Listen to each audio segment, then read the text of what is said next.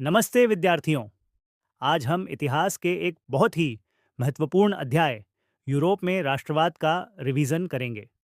यह नोट्स विशेष रूप से आपके 2026/27 के बिहार बोर्ड एग्जाम्स के लिए तैयार किए गए हैं। तो चलिए शुरू करते हैं। सबसे पहले हेडलाइन देख लीजिए। अध्याय 1, यूरोप में राष्ट्रवाद। बच्चों, ये टॉपर्स रिवीजन नोट्स हैं।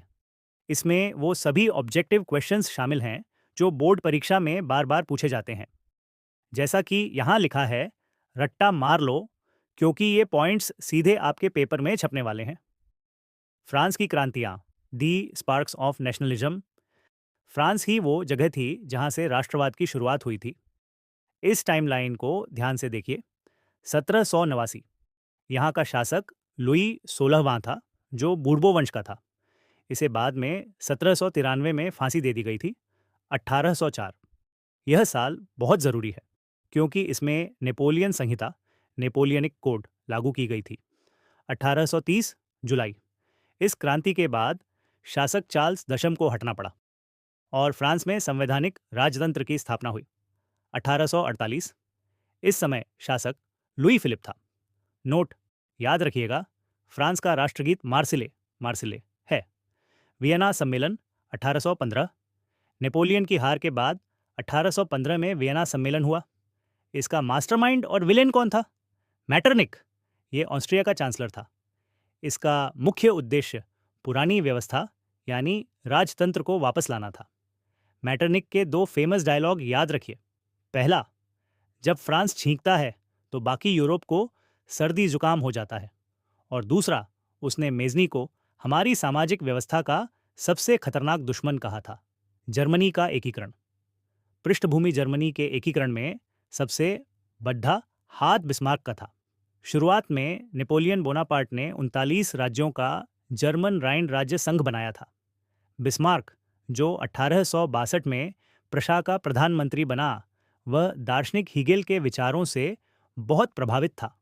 उसकी नीति को रक्त और लौह, ब्लड एंड आयरन की नीति कहा जाता है। उसने अनिवार्य सैन्य सेवा भी लागू की। जर्मनी के एकीकरण के 3 प्रमुख युद्ध जर्मनी को एक करने के लिए बिस्मार्क ने 3 युद्ध लड़े। 1864 डेनमार्क के साथ युद्ध, 1866 सडोवा का युद्ध जो ऑस्ट्रिया के खिलाफ था और इसमें प्रशा की जीत हुई। 1870 सेडान का युद्ध जिसमें फ्रांस की हार हुई। अंत में 1871 में फ्रैंकफर्ट की संधि हुई और जर्मनी का एकीकरण पूरा हुआ। उस समय वहाँ का शासक विलियम प्रथम बना। इटली का एकीकरण 1871।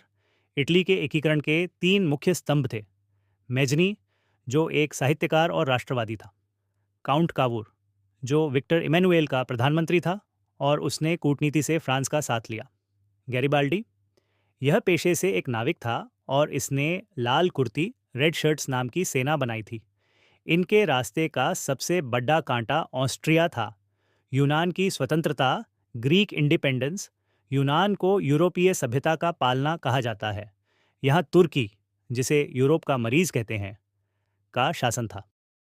यूनान की आज़ादी के लिए इंग्लैंड, फ्रांस और रूस ने साथ दिया, जबकि तुर्की का साथ मिस्र ने दिया।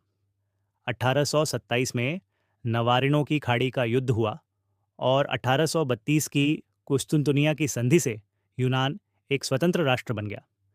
प्रमुख संस्थाएं एवं संधियां, चीट शीट, एग्जाम में मैच द फॉलोइंग के लिए यह टेबल रट लीजिए। कार्बोनरी 1810, मेजनी इससे जुड़ा था। यंग इटली 1831 और यंग यूरोप 1834। इन दोनों की स्थापना मेजनी ने की। जालवेरिन 1834, यह व्यापारियों की संस्था थी जो प्रशा के नेतृत्व में बनी।